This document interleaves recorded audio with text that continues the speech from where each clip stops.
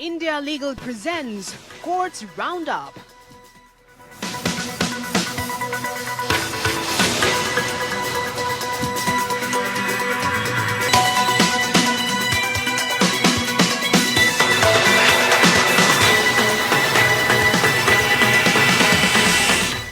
Court से जुड़ी खबरें अब विस्तार से।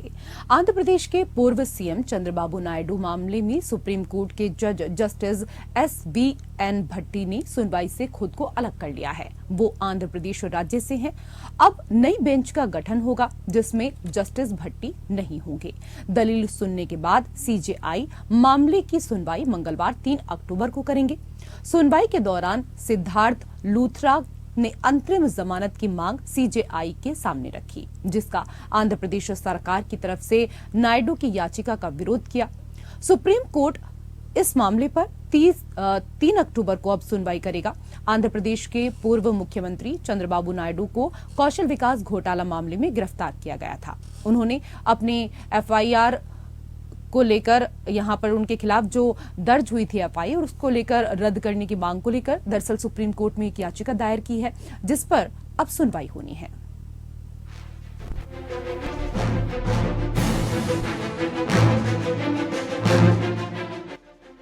सुप्रीम कोर्ट में आंध्र प्रदेश के पूर्व मुख्यमंत्री नारा चंद्रबाबू नायडू की याचिका पर सुनवाई हुई। इस दौरान सुप्रीम कोर्ट के न्यायाधीश जस्टिस SVN भट्टी ने सुनवाई से खुद को अलग किया। चंद्रबाबू नायडू पर राज्य में करोड़ों रुपए के कथित स्किल डेवलपमेंट घोटालों का आरोप है।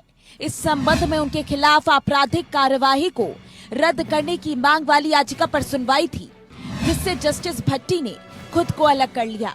अब नई बेंच का गठन होगा जो कि सुनवाई करेगा। बेंच जस्टिस संजीव खन्ना और जस्टिस SVN भट्टी आंध्र प्रदेश से है। जस्टिस भट्टी की पीठ के समकक्ष ये मामला सूचीबद्ध किया गया था। जैसे ही मामला उठाया गया, जस्टिस खन्ना ने नायडू के वकील सीनियर एडवोकेट हरीश साल्वे से कहा, मेरे भाई को मामले की सुनवाई के बारे में कुछ आपत्तियां हैं। साल्वे ने जवाब दिया, हम इसके बारे में कुछ नहीं कह सकते, कृपया इसे जल्द से जल्द सूचीबद्ध करें। जस्टिस खन्ना ने तदनुसार मामले को ऐसी पीठ के समकक्ष रखने का निर्देश दिया जिसमें जस्टिस भट्टी शामिल नहीं हो। उन्होंने कहा, माननीय मुख्य न्यायाधीश के आदेशों के अधीन वर्तमान विशेष अनुमति याचिका उस पीठ के समकक्ष रखी जाएगी जिसका हम में से एक मेरा भाई सदस्य नहीं हो। नायडू ने एक विशेष अनुमति याचिका दायर की है जिसमें आंध्र प्रदेश हाईकोर्ट द्वारा पिछले सप्ताह दिए गए उस आदेश को चुनौती दी गई है जिसमें पूर्व मुख्यमंत्री को स्किल डेवलपमेंट घोटाले के आरोपियों में से एक के रूप में दोषी ठहराने वाली FIR को रद्द करने से इनकार कर दिया गया था। नायडू को इस मामले के सिलसिले में 9 सितंबर को राज्य के अपराध जांच विभाग ने गिरफ्तार किया था। तब से वह हिरासत में है। तेलुगु देशम पार्टी के अध्यक्ष और आंध्र प्रदेश के पूर्व मुख्यमंत्री नारा चंद्रबाबू नायडू को राज्य में स्किल डेवलपमेंट घोटाले के सिलसिले में गिरफ्तार किया गया है। राज्य अपराध जांच विभाग ने दावा किया है कि इसमें पूर्व मुख्यमंत्री की महत्वपूर्ण भूमिका के प्रथम दृष्टया सबूत है। 2014 और 2019 के बीच TDP के शासन के दौरान फर्जी कंपनियों के माध्यम से Andhra Pradesh skill development corporation से लगभग 371 करोड़ रुपए के कथित गबन का आरोप है। वह स्टेट स्किल डेवलपमेंट कॉरपोरेशन से जुड़े करोड़ों रुपए के घोटाले से संबंधित 2021 की FIR में 37वें आरोपी हैं। विपक्षी तेलुगु देशम पार्टी के नेता को आंध्र प्रदेश CID ने 9 सितंबर को गिरफ्तार किया था और तब से वह हिरासत में है। इसके बाद विजयवाड़ा की एक अदालत ने नायडू को 23 और 24 सितंबर के लिए पुलिस हिरासत में भेज दिया। रविवार को नायडू की न्यायिक हिरासत 5 अक्टूबर तक बढ़ा दी गई। पिछले हफ्ते आंध्र प्रदेश हाईकोर्ट ने FIR को रद्द करने की नायडू की याचिका खारिज कर दी थी।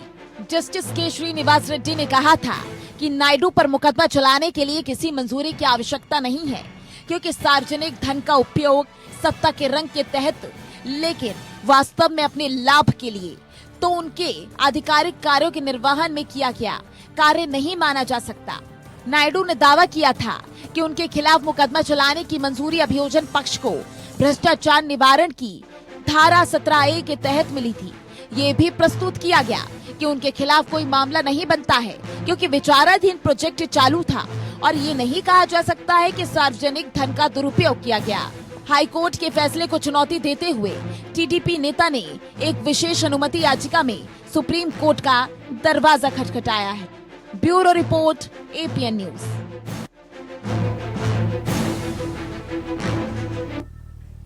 उधर रक्त चढ़ाने के दौरान एक वायुसेना अधिकारी के एचआईवी से संक्रमित होने के मामले में सुप्रीम कोर्ट ने 1,54,00,000 रुपए का मुआवजा देने का आदेश दिया है।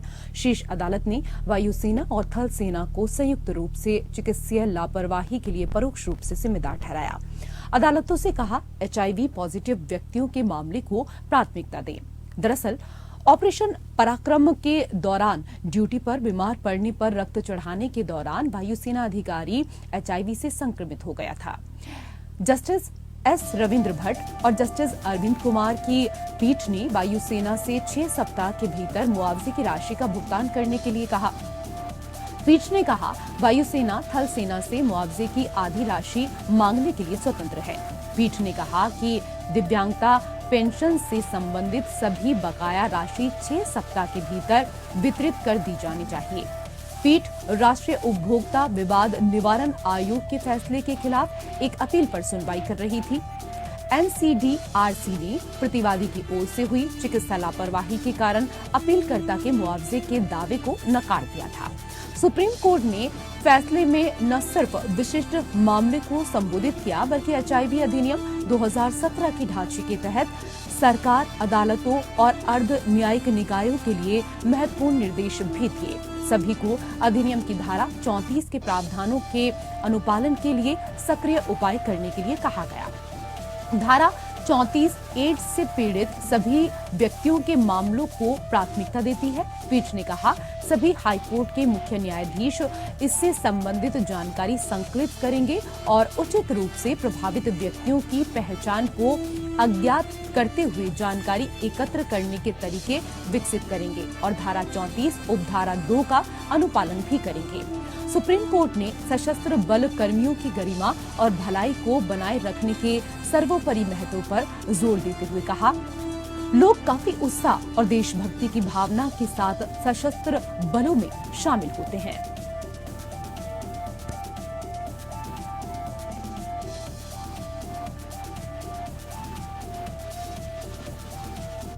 उधर सुप्रीम कोर्ट ने केंद्रीय राज्य मंत्री और बीजेपी नेता एल मुरुगन के खिलाफ द्रविड़ मुनेत्र कड़गम या डीएमके के मुखपत्र प्रकाशन मुरासोली द्वारा दायर मानहानि मामले में ट्रायल कोर्ट की कार्यवाही पर रोक लगा दी है। जस्टिस बीआर गवई और जस्टिस प्रशांत कुमार मिश्रा की पीठ ने मामले में मुरासोली ट्रस्ट से भी जवाब मांगा है।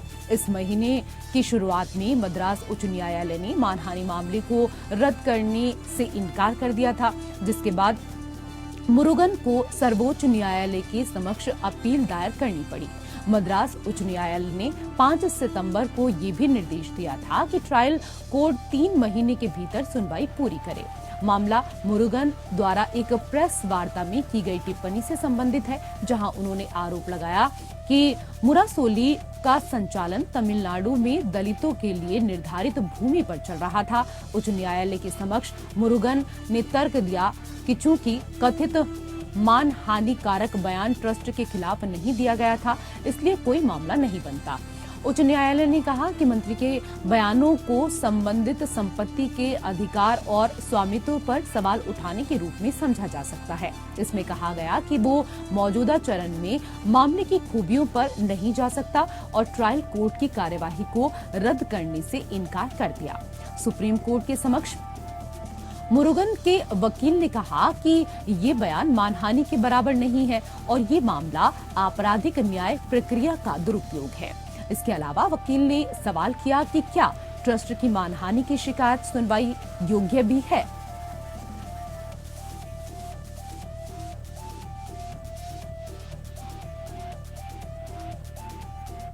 उधर सुप्रीम कोर्ट ने सनातन धर्म के बारे में विवादित टिप्पणी को लेकर तमिलनाडु के मंत्री और डीएमके के नेता उदयनिधि स्टालिन के खिलाफ एफआईआर दर्ज करने की मांग वाली याचिका को एक अन्य याचिका के साथ टैग कर दिया, जिस पर अदालत ने पिछले हफ्ते नोटिस जारी किया था। जस्टिस अनिरुद्ध बोस और जस्टिस बेला एम त्रिवेदी की पीठ दिल्ली के वकील विनीत जिंदल द्वारा दायर एक रिट याचिका पर सुनवाई कर रही थी, जिसमें आरोप लगाया गया था कि उदयनिधि की टिप्पणी हेट स्पीच है और अदालत से धार्मिक भावनाओं को आहत करने के लिए उनके खिलाफ आपराधिक कार्यवाही शुरू करने का निर्देश देने का आग्रह किया गया।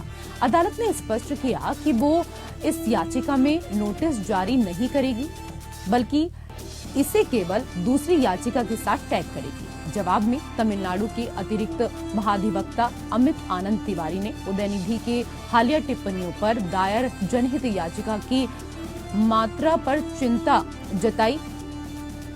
इस दौरान एएजी तिवारी ने एक अन्य याचिका की आवश्यकता पर भी सवाल उठाया, जबकि अदालत पहले ही इसी तरह की याचिका पर सुनवाई के लिए सहमत हो चुकी है। जस्टिस बोस ने कहा, हम नोटिस जारी नहीं कर रहे हैं, बल्कि इसे दूसरे नोटिस के साथ टैग कर रहे हैं। हम स्वीकृति के सवाल पर अगले दिन विचार करेंगे।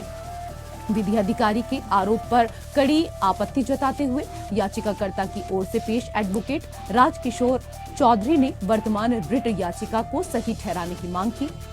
डीएमके नेता और तमिलनाडु के मुख्यमंत्री एमके स्टालिन के बेटे उदयनिधि स्टालिन इस महीने की शुरुआत में अपने उस टिप्पणी के लिए सवालों के घेरे में आ गए थे, जिसमें उन्होंने सनातन धर्म की तुलना मलेरिया और डेंगू जैसी बीमारी से की थी। इस पर कार्रवाई की मांग करते हुए सुप्रीम कोर्ट में याचिकाएं भी दायर की गई।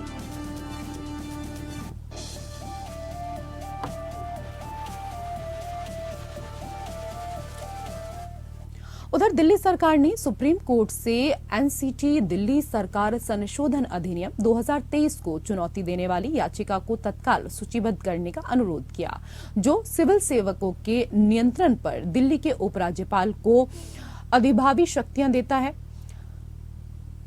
जीएनसीटीडी की ओर से senior advocate doctor Abhishek Manu Singhvi के मौखिक उल्लेख पर सीजेआई डीवाई चंद्रचूड़ ने मामले की जल्द सुनवाई में कठिनाइयों का हवाला दिया, क्योंकि आने वाले हफ्तों में 7 न्यायाधीशों की 2 पीठ की सुनवाई होने वाली है। बिना कोई खास तारीख बताए सीजेआई ने कहा कि वो इस मामले को देखेंगे। दिल्ली सरकार की प्रारंभिक चुनौती उस अध्यादेश की थी जिसे 19 मई 2023 को राष्ट्रपति द्वारा घोषित किया गया था। इससे पहले सुप्रीम कोर्ट की 3 न्यायाधीशों की पीठ, जिसमें प्रधान न्यायाधीश डीवाई चंद्रचूड़, जस्टिस पीएस नरसिम्हा और जस्टिस मनोज मिश्रा शामिल थे, उस पीठ ने मामले को 5 जजों की संविधान पीठ के पास भेज दिया था। सिंघवी ने पहले ही तत्काल सुनवाई का अनुरोध किया था, लेकिन सीजेआई ने अनुच्छेद 370 मामले के लिए पूर्व निर्धारित कार्यक्रम का हवाला देते हुए अनुरोध पर विचार नहीं किया। 12 अगस्त 2023 को राष्ट्रपति ने विधेयक पर अपनी सहमति दी, जिसे संसद ने अध्यादेश के स्थान पर पारित कर दिया। ये अधिनियम 19 मई से पूर्व व्यापी रूप में लागू हुआ, जिसे दिन अध्यादेश जारी किया गया था। सुप्रीम कोर्ट की 7 जजों की पीठ 4 अक्टूबर 2023 से 2 मामलों की सुनवाई करेगी। पहला मामला इस मुद्दे से संबंधित है कि क्या वोट के लिए रिश्वत लेने वाले सांसदों विधायकों को आपराधिक कानून से छूट है, और दूसरा मामला इस मुद्दे से संबंधित है कि क्या बिना मोहर लगे मध्यस्थता समझौते वैध हैं।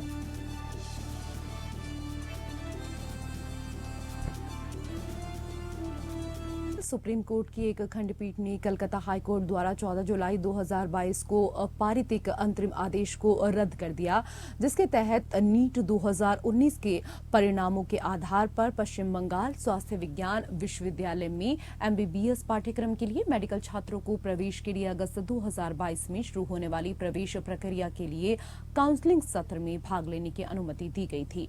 दरअसल जस्टिस विक्रमनाथ और जस्टिस एहसानुद्दीन अमानुल्लाह की खंडपीठ ने 2 आधारों पर लागू आदेश को रद्द कर दिया। कोर्ट ने कहा कि नीट 2019 परिणाम एमबीबीएस पाठ्यक्रमों में प्रवेश के लिए वर्ष 2002 में काउंसलिंग की अनुमति देने का आधार नहीं हो सकता।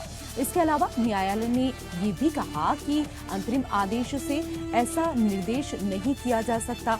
कोर्ट ने कहा 2019 नीट परिणाम एमबीबीएस पाठ्यक्रमों में प्रवेश के लिए वर्ष 2022 में काउंसलिंग की अनुमति देने का आधार नहीं हो सकता।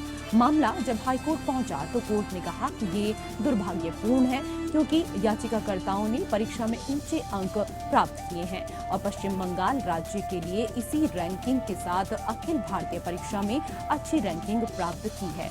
इस मामले में तथ्यों की असमानताओं को ध्यान में रखते हुए न्यायालय ने पश्चिम बंगाल स्वास्थ्य विज्ञान विश्वविद्यालय के प्रभारी रजिस्ट्रार को ये निर्देश देना उचित समझा। उसी के मद्देनजर न्यायालय ने आदेश दिया। इसलिए इस न्यायालय का प्रथम दृष्टया विचार है कि याचिकाकर्ता को कम से कम पश्चिम बंगाल स्वास्थ्य विज्ञान विश्वविद्यालय में MBBS पाठ्यक्रम में प्रवेश के लिए अगस्त 2022 में शुरू होने वाली प्रवेश प्रक्रिया के लिए काउंसलिंग सत्र में भाग लेने की अनुमति दी जानी चाहिए।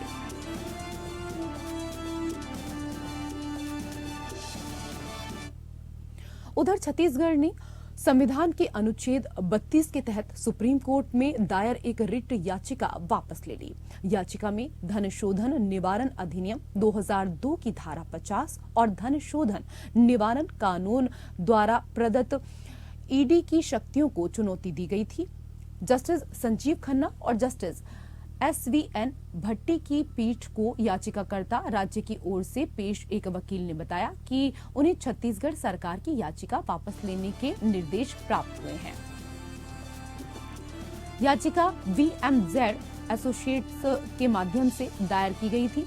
जवाब में पीठ ने याचिका को वापस लिया गया मानकर खारिज करते हुए एक संक्षिप्त आदेश सुनाया। इस साल की शुरुआत में जस्टिस संजय किशन कौल की अगुवाई वाली पीठ कांग्रेस नेता गोविंद सिंह द्वारा कथित तौर पर किसी भी आपराधिक कार्यवाही का हिस्सा नहीं होने के बावजूद ईडी के समन को चुनौती देने वाली याचिका पर सुनवाई करने के लिए सहमत हो गई थी। अपनी रिट याचिका में सिंह ने धन शोधन निवारण अधिनियम की धारा 50 और 63 को चुनौती दी थी। उन्होंने ये तर्क दिया था कि ये प्रावधान ईडी अधिकारियों को व्यक्तियों को बुलाने और उनके बयान दर्ज करने की अनुमति देता है जो कानूनी रूप से सत्य होने के लिए आवश्यक है, जो संविधान के अनुच्छेद 20 और इसके साथ ही 21 का उल्लंघन करते हैं। सिंह ने यह भी तर्क दिया कि इन धाराओं की वैधता पर सुप्रीम कोर्ट की एक बड़ी संवैधानिक पीठ द्वारा विचार किया जाना चाहिए।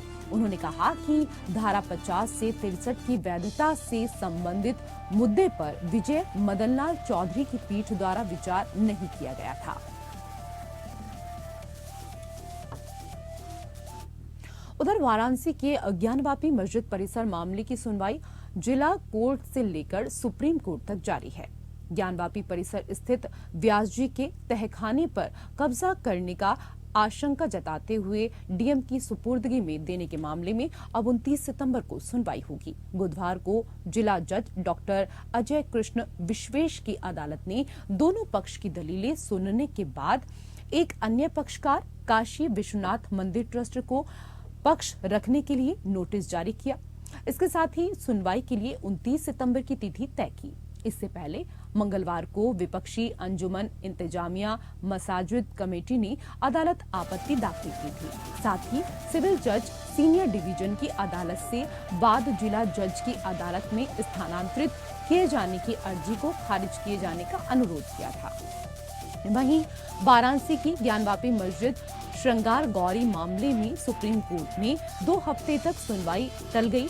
सुप्रीम कोर्ट को पहले इस पर विचार करना है कि श्रृंगार गौरी में मूर्तियों की रोजाना पूजा पाठ की मांग वाली हिंदू पक्ष की याचिका सुनवाई लायक है या नहीं। इलाहाबाद हाई कोर्ट ने हिंदू पक्ष की याचिकाओं को सुनवाई लायक माना था।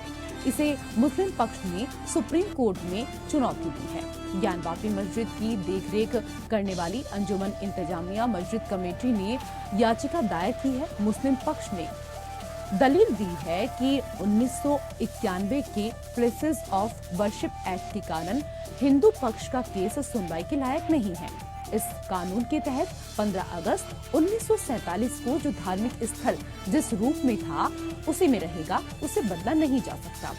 इस पूरे विवाद को लेकर मुस्लिम पक्ष की ओर से सुप्रीम कोर्ट में 3 याचिकाएं दायर हैं। पहली याचिका हिंदू पक्ष के केस की सुनवाई से जुड़ी हुई है।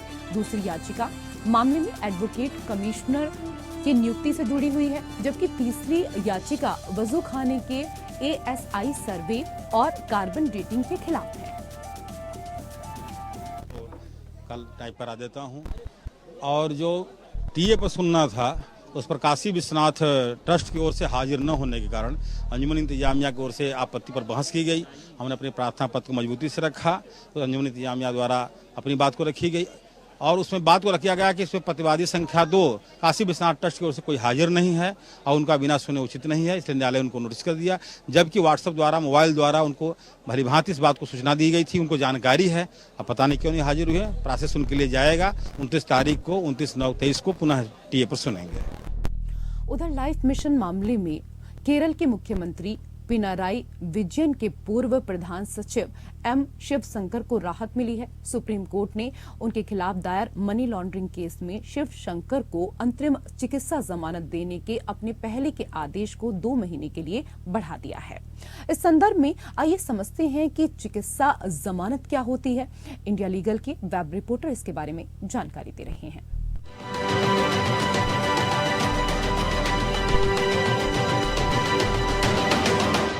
किसी अपराध के आरोपी या दोषी व्यक्ति की फ्रीडम को कानून द्वारा स्थापित प्रक्रिया के अनुसार कम किया जा सकता है। हालांकि राइट टू हेल्थ को संविधान के आर्टिकल 21 की एक महत्वपूर्ण पहलू के रूप में मान्यता दी गई है, केवल इसलिए कि कोई व्यक्ति अंडर ट्रायल है या यहाँ तक दोषी है और जेल में बंद है। जीवन के अधिकार के इस पहलू को कम नहीं किया जा सकता है। यह स्टेट की ड्यूटी है कि वह जेल में बंद प्रत्येक व्यक्ति को सफिशिएंट और इफेक्टिव मेडिकल ट्रीटमेंट प्रदान करे, चाहे वह अंडर ट्रायल हो या दोषी। दिल्ली हाई कोर्ट ने Sanjay Jain versus enforcement directorate के मामले में कहा कि section 45 of prevention of money laundering act के तहत मेडिकल ग्राउंड्स पर जमानत देने की शक्ति डिस्क्रिशनरी है और इसका प्रयोग केवल तभी किया जाना चाहिए जब आवश्यक परिस्थितियां मौजूद हों।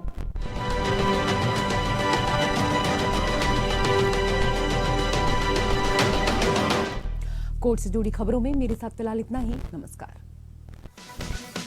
India Legal presents Courts Roundup.